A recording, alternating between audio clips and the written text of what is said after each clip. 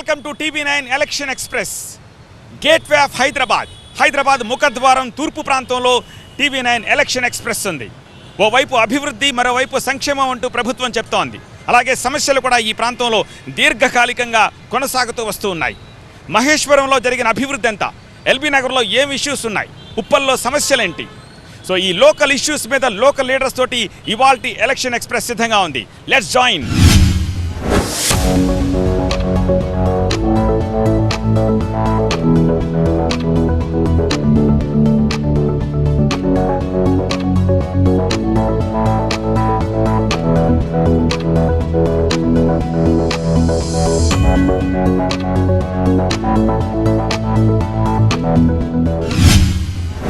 మహాసంగ్రామానికి తెలంగాణ సిద్ధమవుతోంది. ఈ నేపథ్యంలో గేట్వే ఆఫ్ హైదరాబాద్ తూర్పు ప్రాంతంలో ప్రస్తుతం మనం ఉన్నాము. మనతో పాటు ఇవాల్టి టీవీ9 ఎలక్షన్ ఎక్స్ప్రెస్లో ట్రావెల్ చేయడానికి ముగ్గురు విశిష్ట అతిథులు సిద్ధంగా ఉన్నారు. ముందుగా వాళ్ళని పరిచయం చేస్తాను. First BRS MLA Sudheer Reddy ఉన్నారు. అలాగే మాజీ బీజేపీ ఎమ్మెల్యే ఎన్వీఎస్ఎస్ ప్రభాకర్ మనతో ఉన్నారు. అలాగే మహేశ్వరానికి సంబంధించిన కాంగ్రెస్ లీడర్ దీపా భాస్కర్ రెడ్డి ఉన్నారు. Let's talk to them. Hyderabad తూర్పు ప్రాంతం పశ్చిమాంతో కంపేర్ చేసినప్పుడు అభివృద్ధికి కొంచెం దూరంగా ఉన్నట్టుగా కనిపిస్తుంది. కానీ సమస్యలు మాత్రం ఈ తూర్పు ప్రాంతాన్ని అనేక సంవత్సరాలుగా పట్టి పీడిస్తూ ఉన్నాయి. ఈ నేపథ్యంలో స్థానికంగా ఉండే సమస్యలేంటి, అభివృద్ధి ఎలా పరుగులు పెడుతోంది ఇక్కడ అనే దానికి సంబంధించి అతిథులతోటి మాట్లాడదాం. Very first BRS MLA Sudheer Reddy గారితో మొదలు పెడతాం. సుధీర్ రెడ్డి గారు, పశ్చిమంతో కంపేర్ చేస్తే తూర్పు ప్రాంతం అభివృద్ధిలో కొంచెం వెనుకబడి ఉన్న మాట మీరు అంగీకరించరా? నేను అంగీకరించండి. ఎందుకంటే ఇక్కడ తూర్పు ప్రాంతం 1960sలోనే డెవలప్ అయింది. దాని తర్వాత పశ్చిమ ప్రాంతాల్లో ఖాళీ స్థలాలు ఎక్కువ ఉన్నాయి కాబట్టి 2004 తర్వాత డెవలప్ అయింది. కాబట్టి దానికి పోల్చలేము. కాబట్టి అది లేటెస్ట్గా డెవలప్ అయింది కాబట్టి కొంచెం లేటెస్ట్గా ఉన్నది. ఇది ముందు డెవలప్ అయింది కాబట్టి కొంచెం ఓల్డ్ మోడల్గా ఉంది. అంతేగాని పశ్చిమ ప్రాంతం బాగా డెవలప్ అయింది, తూర్పు ప్రాంతం డెవలప్ కావాలంటే మాత్రం నేను ఒప్పుకోను. మెట్రో రైలు మొదట ప్రారంభమైంది ఇక్కడనే. ఈ డెవలప్మెంట్ అంతా కూడా కళ్ళతో మీరు చూసుకోవచ్చు. ఈ మెట్రో రైలు అనుకోండి, ఈ డివైడర్స్ అనుకోండి, ఈ డబల్ రోడ్ అనుకోండి, ఇక్కడ పెట్టిన ప్రతి చెట్టు ట్రాన్స్లొకేషన్ చేసిన చెట్టు, అంటే ఈ మధ్యలో ఉన్న చెట్లు దాన్ని పీకి ఇప్పుడు ఇక్కడ పెట్టియడం జరిగింది. సో ఈ ప్రాంతం కూడా బాగా డెవలప్ అయింది. కాకపోతే కొత్త తరహా బిల్డింగ్లు, ఐటీ కంపెనీలు, మంచి ఎలివేషన్ ఉన్న బిల్డింగ్లు అంతా కూడా పశ్చిమ ప్రాంతాల్లో వచ్చిన మాట నిజమే. ఓకే, ప్రభాకర్ గారు, సుధీర్ రెడ్డి గారి వాదనతో మీరు అంగీకరిస్తారా? పూర్తిగా వ్యతిరేకిస్తా. మొదటి నుంచి పనులు మాత్రం అక్కడ వైపు జరుగుతూ ఉన్నాయి. పార్కుల విషయం అంతే, బ్రిడ్జుల విషయం అంతే, తర్వాత ఇంకా అభివృద్ధికి సంబంధించినటువంటి విషయం కూడా మొదటి నుంచి జిహెచ్ఎంసీ కానీ రాష్ట్ర ప్రభుత్వం కానీ ఫోకస్ మొత్తం కూడా ఆ మాదాపూర్ వైపు, హైటెక్ సిటీ వైపు, కొండాపూర్ వైపు అటువైపే ఫోకస్ పెట్టింది. కానీ ఇటువైపు మాత్రం ఏనాడు కూడా దృష్టి సారించినటువంటి సందర్భాలు లేవు. ఒక్క థీమ్ పార్కును కూడా ఇక్కడ డెవలప్ చేసినటువంటి సందర్భం లేదు. నేను ఎమ్మెల్యేగా ఉన్న సమయంలో చాలా కష్టపడి, చాలా పోరాటం చేసి పట్టుబడితే శిల్పారామం మన నాగోల్ దగ్గరికి వచ్చింది. అది రావడం కొరకు చాలా విపరీతమైన పోరాటం చేయాల్సి వచ్చింది. ఈ అంశాన్ని నేను శాసనసభలో కూడా ప్రస్తావించవలసి వచ్చింది. నేను పన్నుల లెక్కలు కూడా తీసుకున్నా. హైదరాబాద్ జిహెచ్ఎంసీలో ఉన్నటువంటి ఈస్ట్ సర్కిల్ జోన్ ఎన్ని వేల కోట్ల రూపాయల పన్నుల్ని జిహెచ్ఎంసీకి ఇస్తుంది, మీరు ఏ మేరకు ఖర్చు పెడుతున్నారు అన్నటువంటి వివరాలు, ఆధారాలతో కూడా నేను ప్రజెంట్ చేయడం జరిగిందని చెప్పని నేను పేర్కొన్నాను. ఇదే విషయమై సుధీర్ రెడ్డి గారిని అడుగుదాం. దీపా భాస్కర్ రెడ్డి గారు, కాంగ్రెస్ తరపు నుంచి ఏం చెప్తారు? తూర్పు ప్రాంతంలో డెవలప్మెంట్ అనేది ఎలా కనిపిస్తుంది మీకు? చూడండి సార్, తూర్పు ప్రాంతంలో వైఎస్ రాజశేఖర రెడ్డి గారు ఉన్నప్పుడు ఔటర్ రింగ్ రోడ్ వచ్చింది. కానీ గతంలో మాత్రం పశ్చిమ భాగంలో చంద్రబాబు నాయుడు గారు ఉన్నప్పుడు అక్కడ డెవలప్మెంట్ చేశారు. ఒక ప్రాంతం వరకే అక్కడ డెవలప్మెంట్ ఉంది, ఐటీకి సంబంధించి. కానీ ఇక్కడ మాత్రం ఇక్కడ కూడా డెవలప్మెంట్ జరగలేదు. గతంలో జరిగింది ఏంటంటే కొంత జరిగిందంటే వైఎస్ రాజశేఖర రెడ్డి గారు ఉన్నప్పుడు ఆయంలో జరిగిన అభివృద్ధి తప్ప వేరే అభివృద్ధి చేయలేదు ఇంతవరకు కూడా ఇక్కడ. ఓకే, సుధీర్ రెడ్డి గారు, వైఎస్ రాజశేఖర రెడ్డి గారు ఉన్నప్పుడు జరిగిన అభివృద్ధి తప్ప అప్పటి నుంచి ఇంకా అభివృద్ధి జరగలేదని చెప్పి ఈయన చెప్తున్నారు. అండ్ ప్రభాకర్ గారు చెప్తున్నారు ఏదైనా జరిగింది అంటే నా హయాంలోనే జరిగింది తప్ప ఈ 10 ఏళ్లలో ఏం జరగలేదని చెప్పేసి ఆయన చెప్తున్నారు. ప్రభాకర్ గారు నా మిత్రుడు చెప్పినట్టు ఇక్కడ అభివృద్ధి చెందాలని చెప్పిండ్రు. శిల్పారామం వాళ్ళు చేపించిన అని అంటున్నారు. నా నియోజకవర్గంలో ఒకసారి వచ్చి చూడండి. భారతదేశంలో ఏ నియోజకవర్గంలో లేని పార్కులు నా నియోజకవర్గంలో ఉన్నాయి. వండర్ఫుల్ పార్కులు ఉన్నాయి, థీమ్ పార్కులు, మరి అందరికీ అన్ని రకాల పార్కులు, నేను డెవలప్మెంట్ చేపించిన. మరి వైఎస్ రాజశేఖర రెడ్డి గారు అభివృద్ధి చేసినప్పుడు ఔటర్ రింగ్ రోడ్ తూర్పు ప్రాంతంలో కాదు మొత్తం సర్కిల్ ఔటర్ రింగ్ రోడ్ ఏర్పాటు చేసిండ్రు. ఈ ఏర్పాటు చేస్తాక ప్రధాన కారకుని నేను కూడా కొన్ని ఉడా చైర్మన్గా ఈ ఔటర్ రింగ్ రోడ్ వేసిందే నేను. దాని టెండర్లు పిలవడం కానీ దాని డిజైన్గా యాక్సెప్ట్ చేయడం కానీ దాని గురించి క్షుణ్ణంగా ఎగ్జామిన్ చేసి అంతా వేసిందే నేను. ఆ రోజు ఔటర్ రింగ్ రోడ్ వేయడం జరిగింది. మరి ఈరోజు కూడా తూర్పు ప్రాంతంలో కేవలం ఐటీ కంపెనీలు మాత్రమే లేవు. మరి ఐటీ కంపెనీలు కూడా రావాలని చెప్పేసి ఈ సందర్భంగా మేము ముఖ్యమంత్రి గారిని అడిగినాము. ఇప్పుడు మలక్పేటలో పోలీస్ స్టేషన్ పక్కకున్న పాత మలక్పేట కాలనీ మొత్తం కూడా 1940లో కట్టిన కాలనీ దాదాపు 60 సంవత్సరాలు అయిపోయింది. అది మొత్తం కూలగొడుతుండ్రు. అక్కడ ఒక ఐటీ కంపెనీ మాకు రాబోతుంది. మిగతా స్థలాలు ఇక్కడ ఎక్కడ కూడా లేవు. ఇక్కడ మేజర్ స్థలాలన్నీ కూడా ఖాళీ స్థలాలన్నీ కూడా రామోజీ ఫిలిం సిటీ మరి గిరీష్ సంఘి గారి ఆధ్వర్యంలో దాదాపు 10,000 ఎకరాలు అక్కడే ఉన్నాయి. కాబట్టి ఇక్కడ మిగతా ఏరియాలో అంత ఐటీ కంపెనీ రాలేదని కూడా ఈ సందర్భంగా మనం చేసుకుంటాం. పాయింట్ ఉందా మీ దగ్గర? ఇప్పుడు హైదరాబాద్ సిటీ, హైదరాబాద్ ఈస్ట్ అంటే ఒక ఎల్బీ నగరు, ఉప్పలు, మరి మల్కాజ్గిరి, మహేశ్వరము, అట్లాగే మేడ్చలు ఇవన్నీ ఉన్నాయి కదా. అది ఇవన్నీ చోట్ల మరి మిషన్ కాకతీయ ఎక్కడైనా అమలు జరిగిందా? ఏ చెరువునన్నా అభివృద్ధి చేశారా? ఏ చెరువునన్నా సుందరీకరణ చేశారా? ఏ చెరువునైనా థీమ్ పార్క్గా మార్చారా? తర్వాత అసలు మిషన్ కాకతీయ హైదరాబాద్ మహానగరంలో అమలు ఎందుకు జరగటలే? సరూర్ నగర్ చెరువే చూద్దాం, అట్లాగే నల్ల చెరువు ఉప్పల్లే చూద్దాం, అట్లాగే హెచ్ఎంటి నగర్ చెరువు చూద్దాం, రామంతపూర్లో ఉన్న 2 చెరువులు చూద్దాం. ఎందుకు ఈ వైపునున్నటువంటి చెరువుల్ని ఈ ప్రభుత్వం అభివృద్ధి చేయలేదు? సుధీర్ రెడ్డి గారు ఒక్కసారి ఇటు రండి. ఆ పోస్టర్ చూడండి. నాకంటే మీకే ఆ పోస్టర్ల గురించి బాగా తెలుస్తుంది. చెప్పండి, నా పోస్టర్లో ఏముంది దాని అర్థమైంది? తెలంగాణ ప్రభుత్వం ఏర్పడ్డాక ఇప్పటిదాకా ఈ 4.5 ఈ సంవత్సరం అంతకు ముందు టర్మ్ కలుపుకుంటే ఈ 4.5 చూద్దాం, అంతకు ముందు టర్మ్ అవసరం లేదు. 8 లక్షల కోట్ల రూపాయల బడ్జెట్ ప్రవేశపెట్టారు. కానీ ఇక్కడ కేటాయించింది మాత్రం కేవలం 5 లక్షల రూపాయలు అని చెప్పేసి పోస్టర్లు వెలిసాయి. అండర్ పాస్ ఎట్లా వచ్చిందండి? ఈ ఫ్లైఓవర్ ఎట్లా వచ్చింది? దాదాపు 3,700 కోట్ల రూపాయలతోటి ఎల్బీ నగర్ అభివృద్ధి చేసినాము. ఇప్పుడు మీరు పోయే తొవ్వల మొత్తం కూడా జరిగిన ఫ్లైఓవర్స్ అన్ని కూడా ఎల్బీ నగర్లో ఈ 5 సంవత్సరాల కాలంలో జరిగినాయి.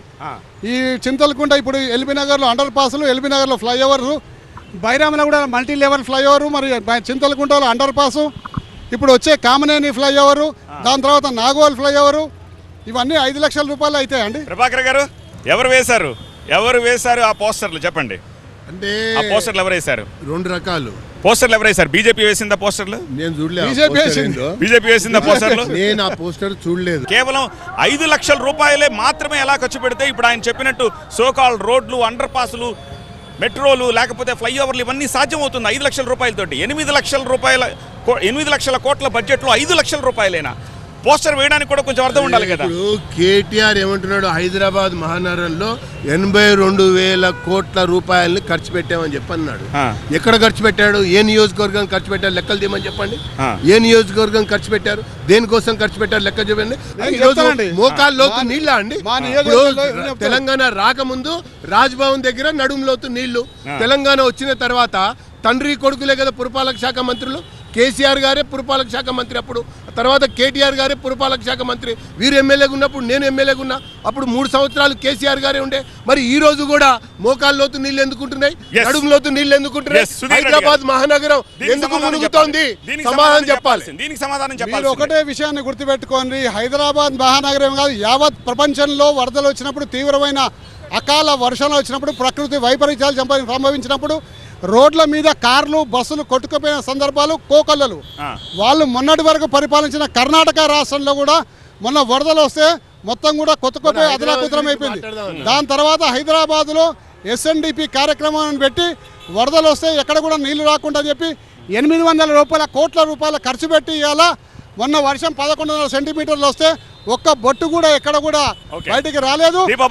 ప్రాంతాల్లో ఇంకా కూడా సమస్య ఉంది. దీపభాస్కర్ రెడ్డి గారు, సుధీర్ రెడ్డి గారు చెప్పింది కరెక్టే. అయితే సెమీఫైనల్స్ లాంటి GHMC ఎన్నికల్లో ఒక్కటంటే ఒక్క సీటు కూడా ఎందుకు రాలేదు? మీరు దీన్ని క్వశ్చన్ చేయగలరా? మీరు ఒక్కసారి చూడండి సార్, ఇలా ఎల్బీ నగర్ మున్సిపాలిటీ ప్రాంతంలో 10 డివిజన్లు, మహేశ్వరం నియోజకవర్గంలో 2 డివిజన్లు ఉన్నాయి. అత్యధికంగా ట్యాక్సులు కట్టేది ఈ ప్రాంతం. ఈ రోజు ట్యాక్సుల మీద ఎన్నో సమయం పోరాటం చేసినాం కాంగ్రెస్ పార్టీ నుంచి. గతంలో కాంగ్రెస్ పార్టీ ఉన్నప్పుడు హైదరాబాద్, గ్రేటర్ హైదరాబాద్ లో అందరికి ఒకటే విధానం ఉండే. ఈ టీఆర్ఎస్ పార్టీ వచ్చిన 9 ఏళ్ల నుంచి ఒక విపిక్ష చూపిస్తుంది. ఎందుకంటే జూబ్లీ హిల్స్, బంజారాస్ లో ఉన్న ట్యాక్సులు అంతకంటే ఎక్కువ ఇలా ఎల్బీనగర్ లో కడుతున్నాం మేము, మహేశ్వరంలో కడుతున్నాం మేము. ఇలా నిజమేనా ఈ మాట? వివక్ష చూపిస్తారా? భాస్కర్ రెడ్డి గారు కట్టిన ట్యాక్స్ రిసిప్ట్ మీకు చూపెడతా. 3-4 ఏళ్ల కింద ఆయన ఎంత ట్యాక్స్ కట్టిండు, ఇప్పుడు ఎంత తగ్గిందని కూడా చూపెడతా. గతంలో విమర్శించిన వాళ్ళే స్వయంగా మీడియాకి చెప్పిండ్రు చాలా అద్భుతంగా పనిచేసింది, ఈసారి మా ఇళ్లకు ఒక్కడ కూడా నీళ్లు రాదని చెప్పిండ్రు. ఇంకా కొన్ని ప్రాంతాలు ఉన్నాయి, ఆ ప్రాంతాలు కూడా పరిష్కారం చేస్తాం. ఏమండి 80 నుంచి 90, 90 నుంచి 2000, 2010 నుంచి 2020 ఆ రోజు నుంచి ఈ రోజు వరకు గడ్డెన్నారంలో ఏ కాలనీ అయితే మునుగుతా ఉందో ఇప్పుడు అదే కాలనీ మునుగుతా ఉంది. అప్సిగూడలో ఏ కాలనీ అయితే మునుగుతా ఉందో అదే కాలనీ మునుగుతా ఉంది. మొత్తం హైదరాబాద్లో ఏ ఏరియాలు అయితే ఆ రోజు మునుగుతున్నాయో ఈ రోజు కూడా మునుగుతున్నాయి. కేసీఆర్ గారు ముఖ్యమంత్రి అయినప్పుడు ఇదే మాట అన్నాడు, ఆ ఆంధ్ర పాలకుల యొక్క వివక్ష కాబట్టే మనం మునిగామని చెప్పన్నాడు. మరి 10 సంవత్సరాల యొక్క తెలంగాణ పాలకుల యొక్క మరి పరిపాలనలో ఎందుకు మళ్ళీ మునుగుతున్నాం? ఎందుకు ఇదే మ్యాన్హోల్ మరణాలు సంభవిస్తున్నాయి? ఎందుకు కూలుతున్న భవనాలు, కాలుతున్న భవనాలు, కుంగుతున్న నాలాలు ఇవన్నీ హైదరాబాద్లోనే ఎందుకు జరుగుతున్నాయి? ఇష్యూస్ తీసుకొస్తున్నారు. వారు చెప్పినట్టు నేను తీసుకపోయి చూపెడతా అండి. ఎక్కడైతే మీరు వారు చెప్పిందిగా ఇలా హైదరాబాద్లో ఇప్పుడు మీరు ప్రయాణం చేస్తున్న ఫ్లైఓవర్ అభివృద్ధి కాదా అండి? ఇంకా అనేక కార్యక్రమాలు ఉన్నాయి చేయాలంటే, చేస్తున్నాము.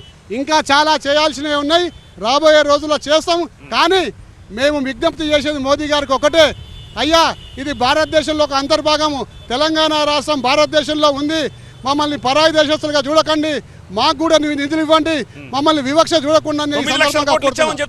ఎక్కడ ఇచ్చిన ఒక్క రూపాయి లేదు. మూసీ నదికి చూపెడతా, ఇప్పుడు మూసీ నదికి చూపెడతా, వారు ఒక్క రూపాయి ఇచ్చిందంటే రైట్ టు ఇన్ఫర్మేషన్ కింద చూసుకోండి, ఇదే బస్సు దిగి కింద దుంకి నేను ఆత్మహత్య చేసుకుంటా. ఒక్క రూపాయి ఇచ్చిందంటే ఉట్టిగా మాటలు మైకులు పెట్టుకొని మాటలు చెప్తే కాదండి, చేస్తున్నారు. రాజకీయంగా మాట్లాడొచ్చు, ముఖ్యమంత్రిని చెప్పమని చెప్పండి మాట, కేటీఆర్ గారిని చెప్పమని చెప్పండి, పురపాలక శాఖ మంత్రిని, ఆర్థిక శాఖ మంత్రిని చెప్పండి. నిన్నగాక మొన్న ఆర్థిక శాఖ మంత్రిగా ఉన్నటువంటి ఈటెల రాజేందర్ గారు బీజేపీలో వచ్చారు కదా, వారే స్వయంగా చూపించినటువంటి డాక్యుమెంట్ ఈ రాష్ట్రానికి కేంద్రం నుంచి మోడీ గారు ప్రధానమంత్రి అయిన తర్వాత 9 లక్షల కోట్ల రూపాయలు ఈ రోజు వరకు విడుదలైనాయని చెప్పని మా కిషన్ రెడ్డి గారు కేంద్ర మంత్రి గారు ఒక పవర్ పాయింట్ ప్రెజెంటేషన్ చేస్తే ఖండించడానికి కానీ, తప్పు పట్టడానికి కానీ, ఇది అసత్యం అని చెప్పడానికి కానీ కేసీఆర్ గారికి నోర్రాలా, హరీష్ రావు గారికి అంతకంటే ముఖం చెల్లలే. ఇంతెందుకండి ఒక మాట ఇందాక భాస్కర్ రెడ్డి గారు చెప్పారు, ఈ జంట నగరాల్లో ఇంటి పన్ను పెంచారు, ఆస్తి పన్ను పెంచారు, నీటి పన్ను పెంచారు, వృత్తి పన్ను పెంచారు, పన్నుల మీద పన్నులు పెంచుకుంటూ పోయి ఖజానాన్ని నింపుకున్నారే కానీ ఈ హైదరాబాద్ మహానగరంలో ఉన్నటువంటి యొక్క ప్రాంతాలని డెవలప్ చేయడంలో బీఆర్ఎస్ ఘోరంగా వైఫల్యం చెందింది. కాబట్టి జిహెచ్ఎంసీ ఎన్నికల్లో ఓడగొట్టారు, రేపు సార్వత్రిక ఎన్నికల్లో కూడా ఓడగొట్టి చూపిస్తారని చెప్పని నేను తెలియజేస్తాను. భాస్కర్ రెడ్డి గారు sir, BJP party, BRS party అభివృద్ధిలో విఫలమైనారు. ఎంతసేపు వాళ్ళు ఓడింగ్లు పెట్టుకోవడము, పబ్లిసిటీ చేసుకోవడం తప్ప ఎక్కడ కూడా ఏం లేదు. మరో మంత్రి గారు కేటీఆర్ గారు అన్నారు, ఉత్తరం ప్రగల్భాలు పలికినాడు. మీరు ఓటింగ్లు పెట్టుకోలేకపోతున్నారండి, ఆ విషయం చెప్పండి. మీరు సార్ వాళ్ళ అభివృద్ధి ఎక్కడ చేశారు చెప్పండి. ఈ రోజు మా మహేష్ నియోజకవర్గం తీసుకోండి, ఈ రోజు ఒక జల్పల్లి మున్సిపాలిటీలో ఇలా 600 ఇండ్లు మునిగిపోయి 1 year అవుతుంది. కేసీఆర్ గారి దృష్టికి తీసుకెళ్ళాం, కేటీఆర్ గారి దృష్టికి తీసుకెళ్ళాము, సబితాయింద్ర రెడ్డి గారి దృష్టికి తీసుకెళ్ళాము. ఇప్పటికి కూడా మనం పోతే చూపిస్తాం. ఇక్కడ ఇప్పటికి స్టిల్ 250 ఇండ్లు మునిగే ఉన్నాయి. అక్కడ కూడా ఆ పేద బడుగు బలైన వర్గాల గురించి పట్టించుకున్న నాదుడే లేడు.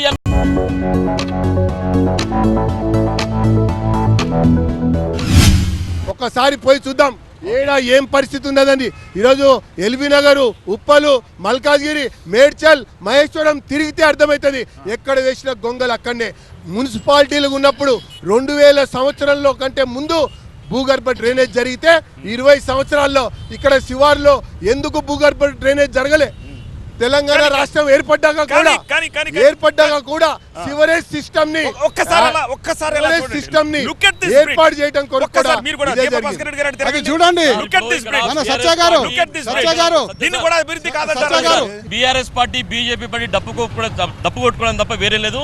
పేద బడుగు బలైన వర్గాలను అధికార పార్టీలు ముంచెత్తి వేస్తున్నారు. ఈ రోజు మనం చూస్తా ఉన్నాం, అన్ని గమనిస్తా ఉన్నాం. గతంలో రోడ్స్ కానీ, డ్రైనేజ్ సిస్టమ్ కానీ, ఎలక్ట్రిసిటీ సిస్టమ్ కానీ కాంగ్రెస్ ప్రభుత్వం హయాంలో ఉన్నప్పుడే ఇవి వచ్చినాయి. వీళ్ళు గొప్పలు చెప్పుకుంటారు. ఇప్పుడు మేము చేసినాం, ఇక్కడ ఏం చేశారండి? ఈ 4 బ్రిడ్జిలు కట్టంగా అయిపోతుందా? ఆయుష్మాన్ భవన్ అని చెప్తాడు, ఎంతమంది కరోనాతోటి ఎంతమంది చనిపోయినారు ఈ రాష్ట్రంలో. కేసీఆర్ ఎక్కడున్నారు? అప్పుడు ఒకరైనా స్పందించండి ఆయన.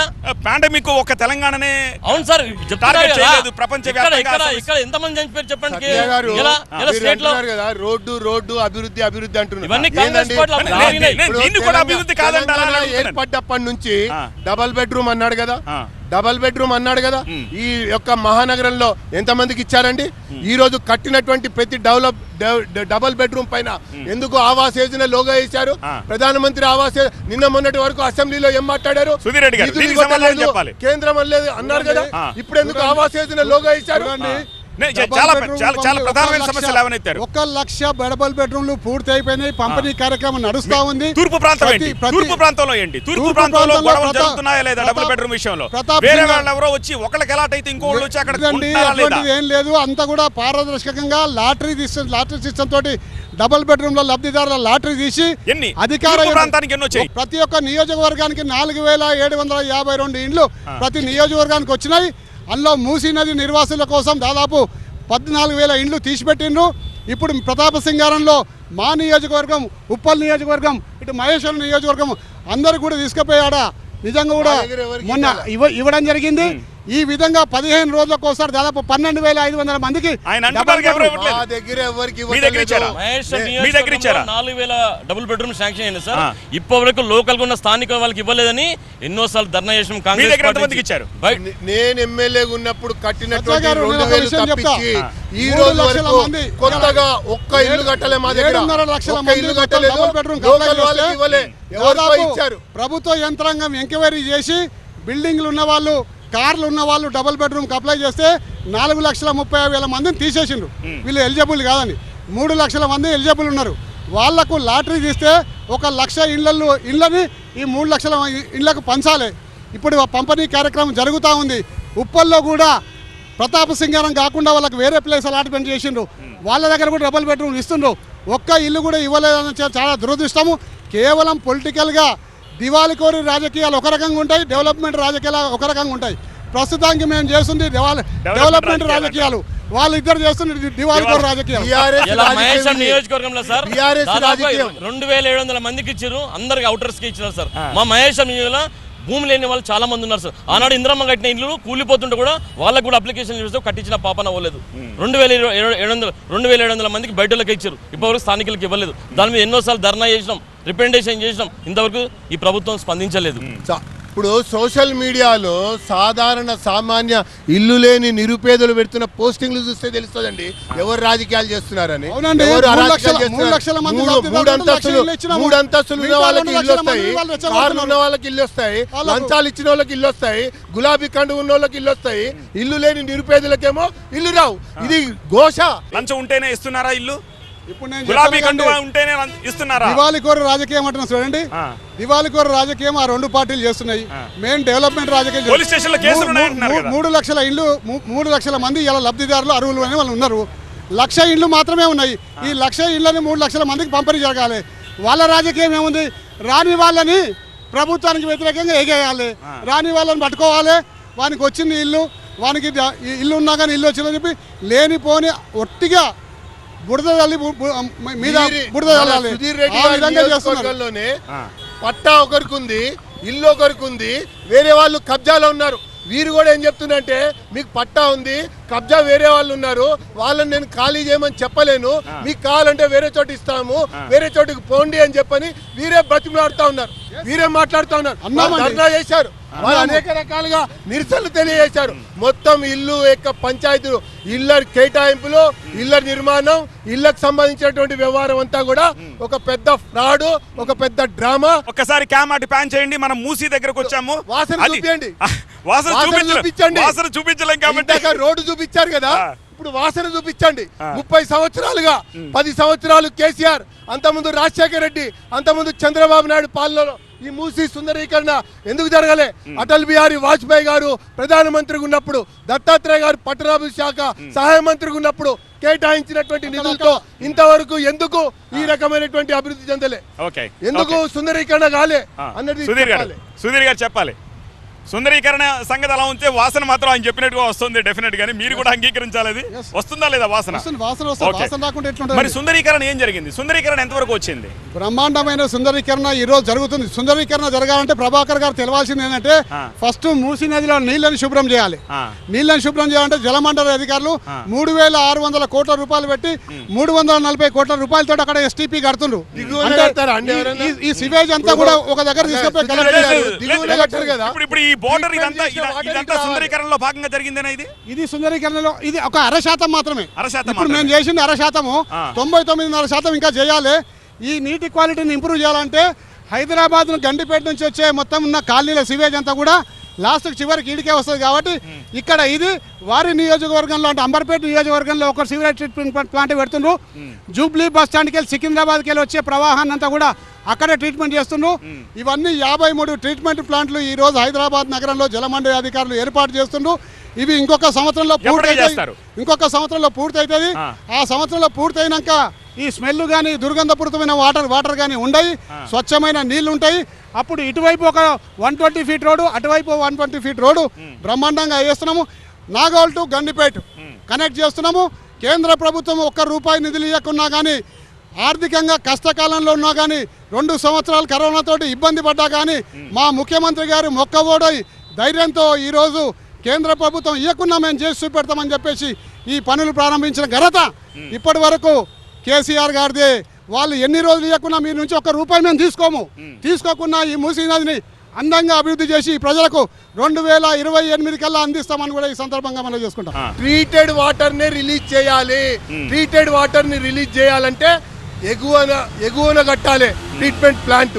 ఆ ట్రీట్మెంట్ ప్లాంట్ లో సీవేజ్ వాటర్ అక్యుములేట్ అవుతుంది, అక్కడ ట్రీట్ అవుతుంది, తర్వాత అక్కడ నుంచి పారుతుంది, పారిన తర్వాత ముందుకు పోతుంది. ఇది పద్ధతి, ఇది క్రమం. ఆల్రైట్ ఒక్క నిమిషం సుధీర్ రెడ్డి గారు, ప్రభాకర్ గారు అండ్ దీపా భాస్కర్ రెడ్డి గారు, మీరు రాజకీయ లబ్ధి కోసమే చంద్రబాబు అరెస్ట్ అంశాన్ని మీరు మాధవరం కృష్ణారావు ఇద్దరు తెర మీదకి తీసుకొచ్చారు. నేను తీవ్రంగా చంద్రబాబు అరెస్ట్ ఖండిస్తున్నా. ఇప్పుడు కూడా మీడియా ముఖంగా ఖండిస్తున్నా. చంద్రబాబుకు నా ఫుల్ మద్దతు ఉంటుంది. ఇంకోటి, చంద్రబాబుకు ఏ ఇబ్బంది జరిగినా నేను ముందర నిలబడి పోరాడతా. అది మీ పార్టీ నుంచి ఎందుకు ఇప్పించరు? మా పార్టీ వాళ్ళు కూడా ఇచ్చింది కండి. అందరూ చాలా మంది ఇచ్చింది కండి. చాలా మంది ఇచ్చిండు. పువ్వాడ అజయ్ కుమార్ ఇచ్చిండు, మరి మా మాధవరం కృష్ణారావు ఇచ్చిండు, మా గాంధీ గారు ఇచ్చిండ్రు, మరి శాసనసభ్యులు చాలా మంది ఇచ్చిండ్రు. మా పార్టీ కూడా చంద్రబాబు మద్దతు ఉంది. ఇప్పుడు మనం ప్రత్యేకంగా రాజకీయాలు, అభివృద్ధి దీని గురించి మాట్లాడుతున్నాం. అవును. దానిపైన ఇప్పటికే మా కిషన్ రెడ్డి గారు మాట్లాడారు, మా బండి సంజయ్ కిషన్ రెడ్డి గారు అసలు నాకు తెలియదని చెప్పారు కదా, మా డాక్టర్ నాకు అసలు తెలియదని చెప్పారు కదా, ఏం జరిగిందో నాకు తెలియదని చెప్పారు కదా. విలేకరి అడిగినటువంటి ప్రశ్నకి సమాధానంగా వారు చెప్పారు. ఇన్ ప్రిన్సిపల్ గా ఆ స్కిల్ డెవలప్మెంట్ లో జరిగినటువంటి అవినీతి అక్రమాలపై సమగ్ర విచారణ జరిగిందా, జరగాల్సి ఉంది. అయితే దోషులు ఎవరెవరు ఉన్నారు అన్నది బహిరంగపరచాలి అన్నటువంటి విషయంలో మా పార్టీకి చాలా స్పష్టత ఉంది. ఆ ప్రకారంగానే మేము మాట్లాడాం. కాంగ్రెస్ తరపు నుంచి మధు యాష్కి గౌడ్ సుధీర్ రెడ్డికి ఎగెన్స్ట్ గా పోటీ చేస్తున్నారు కాబట్టి మధు యాష్కి గౌడ్కి సంబంధించి సుధీర్ రెడ్డి గాంధీ భవన్ దగ్గరే పోస్టర్లు పెట్టి రాజకీయం నడిపారు అని చెప్పేసి. సుధీర్ రెడ్డి చూడడానికి చాలా సాత్విక్గా కనిపిస్తారు, డీసెంట్గా కనిపిస్తారు, కానీ ఆయన ఇలాంటి టాక్టిక్స్ అన్ని బాగా ప్లే చేస్తారు అని చెప్పేసి ఆ రోజు మధు యాష్కి గౌడే స్ట్రైట్గా చెప్పారు. ఆ పోస్టర్లు మీరే పెట్టారా? అది దివాళికోరు రాజకీయం అండి. ఎందుకంటే పరువు పోతుంది ఉన్న పోస్టర్లు ఎవరికైనా ఎందుకు పెట్టాల్సిన అవసరం వస్తుంది మీకు తప్ప చెప్పండి. యాష్కి తెలుసు, ఎందుకంటే ఎవరు పెట్టిండో వాళ్ళ మీద కంప్లైంట్ కూడా రాసిండు, ఆయన మీద చర్యలు తీసుకోమని చెప్పి కంప్లైంట్ కూడా రాసిండు. ఆయన మీ పేరే చెప్పారు కదా. వాళ్ళ పార్టీ అభ్యర్థి పేరు చెప్తే ఉన్న పరువు పోతుంది. ఆల్రెడీ నేను ఎంట్రీ అవుడైపోయి ఇటువంటి నాకు అనుభవం ఎదురు కావద్దని చెప్పేసి అది నా మీదకి రాజకీయంగా దోషిండు. సుధీర్ రెడ్డి గారు, మధు యాష్కి గౌడ్ మీకు కంటెండెంట్ అయితే, మీకు అపోనెంట్ అయితే భయంగా ఉందా? మీకు వెల్కమ్ చేసామండి. వెల్కమ్ చేశారు.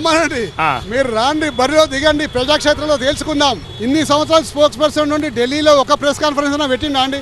ఇప్పటిదాకా భారతీయ జనతా పార్టీని మనం తిట్టిండా అండి? ఏ రోజు కూడా ఒక ప్రెస్ కాన్ఫరెన్స్ పెట్టకుండా పైకి వెళ్ళి డైరెక్ట్గా పారాచూట్ నాయకులందరూ కూడా ఈ రోజు కాంగ్రెస్ పార్టీలో కోకొల్లలు ఉన్నారు.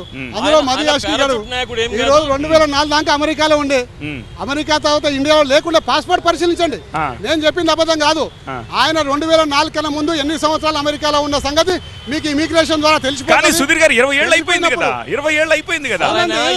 20 ఏళ్ల నాడు ఆ రోజు కష్టపడి క్షేత్రస్థాయిలో పనిచేస్తున్న నాయకులు ఎంతో మంది ఉండే దురదృష్టవశాత్తు కాంగ్రెస్ పార్టీ భ్రష్టు పట్టిపోవడం కారణం ఏంటంటే ఆ రోజు పిసిసి ప్రెసిడెంట్ ఉన్న నాయకుడు 4 కోట్ల రూపాయలు తీసుకొని ఈ రోజు మదియాష్కి గౌడ్కు టికెట్ ఇవ్వడం వల్ల ఇటువంటి పారాచూట్ నాయకులు ఈ రోజు ఎంటర్ అయిపోయి రాజకీయాలు నడుపుతా ఉన్నారు.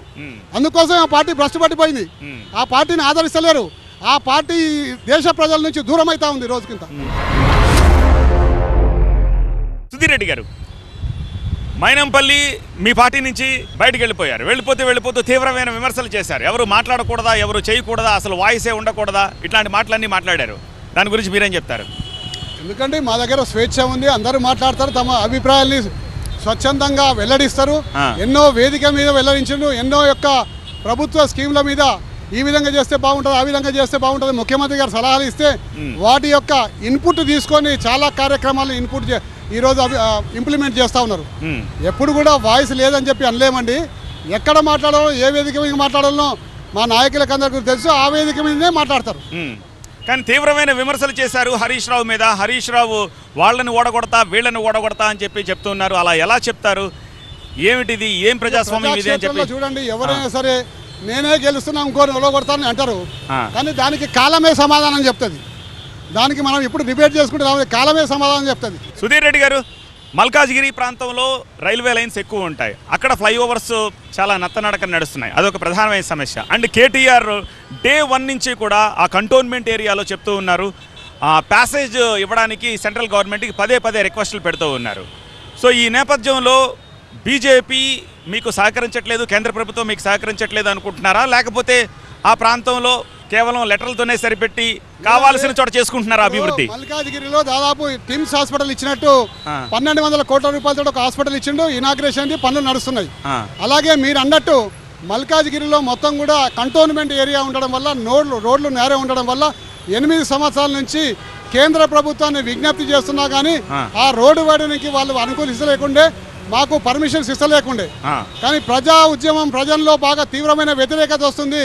ఈ వ్యతిరేకత ఇలాగే కొనసాగితే కేంద్ర ప్రభుత్వంకి నష్టమవుతుందని చెప్పేసి ఈ సందర్భంగా వాళ్ళు భయపడి మొన్నటికి మొన్న పర్మిషన్ ఇచ్చిండ్రు. అంతేగాని వాళ్ళు ప్రేమతోటి ఇచ్చిన పర్మిషన్ కాదు. ఇప్పుడు పర్మిషన్ ఇవ్వడం వల్ల 3 సంవత్సరాల్లో అద్భుతమైన రోడ్లు, ఫ్లైఓవర్లు మల్కాజ్గిరిలో రాబోతున్నాయి. ట్రాఫిక్ ఈజీగా జరుగుతుంది, సాఫీగా పోతారు. మార్గం కూడా ఎన్నో అండర్ పాస్లు, ఎన్నో ఫ్లైఓవర్లు అక్కడ రాబోతున్నాయి. నిర్మలా సీతారామన్ గారు డిఫెన్స్ మినిస్టరు, రాజ్నాథ్ సింగ్ గారు డిఫెన్స్ మినిస్టర్. వీళ్ళిద్దరున్న సమయంలో నేను, రామచంద్రరావు గారు చాలాసార్లు కలిశాము, మాట్లాడాము. ఆ ప్రకారంగా ఇబ్బంది లేకుండా చూసాం. ప్రభుత్వము ఆ రోజుల్లో రోడ్లు ఓపెన్ చేయమని మాత్రమే కోరింది. కానీ మేము రోడ్లు నిర్మాణం చేస్తాము, ప్రత్యామ్నాయం ఇస్తామని లిఖిత పూర్వకంగా ఏ రోజు కూడా చెప్పలా. ఓపెన్ చేయమన్నప్పుడు ఓపెన్ చేయించాం. ఆ రకంగా నడకకి, వాహన ప్రయోగానికి ఇబ్బంది లేకుండా చూసాం. కానీ ఇప్పుడు కొత్తగా మేము నిర్మాణం చేస్తామన్నాక పూర్తి స్వేచ్ఛ ఇచ్చి ఆ రకంగా బదిలీ కూడా చేశారు. ఒక్కసారి చూడండి, ఎలివేటెడ్ కారిడార్ ఇటు దిక్కు తీసుకురండి. ఆ స్తంభాలు చూడండి, కరెంటు స్తంభాలు ఇప్పటికి కూడా మార్చలే. ఎలివేటెడ్ కారిడార్ ఎట్లా నిర్మాణం అవుతుంది? ఇటు రండి సత్య గారు, మీకు కనబడుతుంది 50 స్తంభాలు కనబడుతున్నాయి అక్కడ. 50 స్తంభాలు కనబడుతున్నాయి వరుసగా లైన్ కడితే. ఎట్లా పిల్లర్ పడుతుంది? ఈ స్తంభం మార్చవలసింది ఈ స్తంభం మార్చవలసింది జిహెచ్ఎంసి, ఈ స్తంభం మార్చవలసింది రాష్ట్ర ప్రభుత్వము. ఆ రకంగా స్తంభాలు ఉన్నటువంటి తర్వాత పిల్లర్లు ఎలా పడతాయి? ఇంతేకాదు, ఎలక్ట్రిక్ స్తంభాలు ఉన్నాయి, దాంతో పాటుగా కరెంటు స్తంభాలు ఉన్నాయి, లైట్లు ఉన్నాయి, సివర్ లైన్లు ఉన్నాయి, పైప్ లైన్లు ఉన్నాయి. అన్ని ఎలా ఉన్నాయో అలాగే ఉన్నాయి. కావాలని చేస్తా ఉన్నారు వీళ్ళు. కావాలని ఈ రకంగా వ్యవహరించడం వల్లనే ప్రజలు. పైగా మొన్న ఈ రోడ్ల మరమ్మత్తు కొరకు స్వయంగా నా లెటర్ ప్యాడ్ మీద, మా కిషన్ రెడ్డి గారి లెటర్ ప్యాడ్ మీద 1,67,18,000 రూపాయలు నేరుగా నితిన్ గడ్కరీ గారు రాష్ట్ర ప్రభుత్వానికి ఇచ్చారు. గణపతి రెడ్డి గారితో నేను మాట్లాడాను, ఎస్సీతో మాట్లాడిన తర్వాత రాష్ట్ర ప్రభుత్వం ఆ మరమ్మతులు చేయడానికి కూడా నెలన్నర తీసుకుంది. ఆ రకంగా జాప్యం చేసింది కూడా. నా లేఖ మీదనే మంజూరైంది. ఏం చెప్తారు ఆ కారిడార్ లో ఆ ఎలక్ట్రికల్ పిల్లర్ల గురించి? రోడ్డు మధ్యలో మొన్న ఇది ఇనాగ్రేషన్ వచ్చినప్పుడు, ఈ స్కైవే ఇనాగ్రేషన్ వచ్చినప్పుడు స్థానికులందరూ కూడా కంప్లైంట్ చేయడం వల్ల రాష్ట్ర ప్రభుత్వం విడుదల చేసిన నిధులని వాళ్ళు మాదని చెప్పేసి అనుకుంటారు.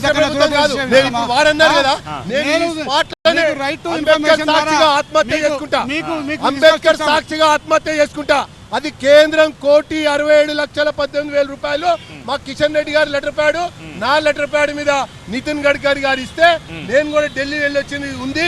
ఆ ప్రకారంగా నిధులు మంజూరు చేశాం. ప్రభాకర్ గారు సుధీర్ గారు ఆయన బస్సు దూకి ఆత్మహత్య చేసుకుంటా అంటారు, మీరు అంబేద్కర్ సాక్షిగా ఆత్మహత్య చేసుకుంటా అంటారు. అసత్యం చెప్తున్నారు కాబట్టి అంటున్నా, అవాస్తవం చెప్తున్నారు కాబట్టి అంటున్నా. ప్రజల్ని ఇంకా ఎంతో కాలం మోసగిచ్చలేరని చెప్పడం కొరకు మాట్లాడినటువంటి మాటే గానీ వేరే యొక్క ఉద్దేశంగా మాట్లాడింది కాదు. ముమ్మాటికి ఆ యొక్క ఆర్డర్ కాపీ మీద ఉంది. నిధులు బదిలీ అయినాయి, పనులలో జాప్యం జరిగింది, నిర్లక్ష్యం వహించారు, కావాలని కక్ష చూపిస్తా ఉన్నారు, వివక్ష చూపిస్తా ఉన్నారు, ప్రజలపై శిక్ష చూపిస్తారు. సుధీర్ రెడ్డి గారు ఎప్పుడు సెటరేట్ చేస్తారు? ఎప్పుడు ఆ మొండి పిల్లర్స్ అలా ఉంటాయి, ఎప్పుడు సెటరేట్ చేస్తారు? ప్రజాప్రతినిధులు స్థానిక ప్రజాప్రతినిధులు పట్టించుకొని దాని మీద ఇంట్రెస్ట్ పెట్టి దగ్గర ఉంటే ఒక 3 నుంచి 4 నెలలు అయిపోతాయి. చుట్టూ తిరిగి స్కై వాక్ ని చూడండి. ఈ స్కై వాక్ ని మీరు ఎక్స్పెక్ట్ చేశారా? ఇది అభివృద్ధి మెట్రో పిల్లర్ ఏంది, ఆ యొక్క స్కై వాక్ పిల్లర్ ఏంది, కారిడార్ పిల్లర్ ఏంది, దీని యొక్క ఎగ్జిట్ ఏంది, దీని యొక్క ఎంట్రీ ఏంది అనేది ప్లానింగ్ ఉండాలి కదా. ఆ ప్లానింగ్ లోనే కోఆర్డినేషన్ లోపించింది. అస్సలు ప్లాన్ లేకుండా గుడ్డిగా ఎవరిష్టానుసారం వాళ్ళు చేసుకుని పోతున్నారని చెప్పేసి అనుకుంటారు జనాలు, ఇలాగే మాట్లాడుతూ. అందుకునే రోడ్ వేయటం, డ్రైన్ కోసం తవ్వటం, రోడ్ వేయటం, డ్రైన్ కోసం తవ్వటం, ఇదే కదా హైదరాబాద్ లో జరుగుతుంది. తర్వాత పైప్ లైన్ కోసం తవ్వటం, వాటర్ వర్క్స్ పైప్ లైన్ కోసం కొత్తగా వేసిన రోడ్డు తవ్వుతారు, కొత్తగా వేసిన రోడ్డు డ్రైనేజ్ కోసం తవ్వుతారు, పైప్ లైన్ మొదలయ్యారు, డ్రైన్ మొదలయ్యారు, తర్వాత రోడ్ వేయరు. ఇది జిహెచ్ఎంసీ ఎందుకు కుంభకోణం, ఎందుకు దోచుకోవటం, ఎందుకు దాచుకోవటం, స్ప్లిట్ చేయాలి వర్క్ని, స్ప్లిట్ చేసి అందినంత అందుకోవాలి. వారు ఇంజనీర్ అంటున్నారు, మరి ఇంజనీర్కి అన్ని తెలవాలి కండి. స్పష్టంగా టెక్నికల్ గా ఆల్రెడీ నాలెడ్జ్ ఉందండి. ఈ నియోజకవర్గానికి నేను కానీ నాకు స్పష్టమైన అవగాహన సిటీ మీద ఉన్నది. ఈ ఫ్లైఓవర్ కి సంబంధించి స్పష్టమైన టెక్నికల్ రిపోర్ట్ కూడా నా దగ్గర ఉన్నది. ఎటువంటి పరిస్థితిలో కూడా ఈ ఫ్లైఓవర్ కి ఇబ్బంది కాకుండా పైకెళ్ళి తీసుకుపోయి ఆడ ల్యాండింగ్ చేస్తారు. సో ఎటువంటి ఇబ్బంది ఉండదు. కాకపోతే ఏంటంటే పిలవక అవగాహన లోపంతో ఈ విధంగా మాట్లాడుతూ ఉన్నారు. ఇప్పుడు వీరు అది తగలకున్నా వీరు వంగినట్టు, ఇప్పుడు తగలకున్నా వంగినట్టు. ఈరోజు అధికారుల వ్యవహారం అదే, మంత్రుల వ్యవహారం అదే, ఆలోచన పరుల వ్యవహారం అదే. ఎప్పుడైనా పైసా వృధా కాకూడదు. అదే దీర్ఘకాలిక ప్లానింగ్ 2020, 2030, 2040 అని ఎందుకు విజన్ వేస్తారు, ఎందుకు విజన్ చేస్తారు చెప్పండి. ఆ ప్రకారంగా జనాభాని దృష్టిలో పెట్టుకొని, పెరుగుతున్న రద్దీని దృష్టిలో పెట్టుకొని, వాడకాన్ని కూడా దృష్టిలో పెట్టుకొని ప్లానింగ్ జరగాలి. ఆ ప్లానింగ్ లో కోఆర్డినేషన్ లోపం వల్లనే ఈ రకమైనటువంటి వ్యవహారం దాపరిచింది. అది కూడా ఈస్ట్ జోన్కే దాపరిచింది. ప్రతి విషయంలో అంతే. పబ్బం గడుపుకోవాలి, గట్టెక్కిన తర్వాత బోడి మల్లె అనాలి. కమ్యూనిస్టులను కూడా ముడ్డి మీద దన్నింది ఈ కేసీఆర్ మునుగోడు ఎన్నికల తర్వాత. ఇది వాళ్ళకి అలవాటు, వీళ్ళకి ఇది జరుగుతున్నటువంటి ఒక వ్యవహారం. కాబట్టి ప్రజలు ఇక నమ్మటానికి సిద్ధంగా లేరు. ఈ వంచనదాలు, ఈ మోసం చాలు, ఈ దోచుకుంది చాలు, ఇక దగ్గర రోజుల్లో ఓడగొట్టి చూపిస్తామని చెప్పని నిశ్చయానికి వచ్చారు. ఓకే, ఇది హైదరాబాద్ తూర్పు ప్రాంత ప్రజాప్రతినిధుల అభిప్రాయం. ఓవైపు మెట్రో పరుగులు, మరోవైపు ఐటీ సెజ్, అలాగే రియల్ ఎస్టేట్ దూకుడు, వీటన్నిటి మధ్య సమస్యలు కూడా అలానే ఈ తూర్పు ప్రాంతాన్ని పట్టి పీడిస్తున్నాయి. మరో 90 రోజుల్లో ఎన్నికలు జరగబోతున్నాయి. సో ఈ ప్రజాప్రతినిధులు ఈ 90 రోజుల్లో ఎలాంటి మార్పు తీసుకొస్తారు, దీర్ఘకాలిక ప్రణాళికల్లో ఏమేం చేయబోతున్నారు అనేది కాలమే డిసైడ్ చేయాలి. ఇది ఇవాల్టి TV9 election express. Thanks for watching. చూస్తూనే ఉండండి TV9.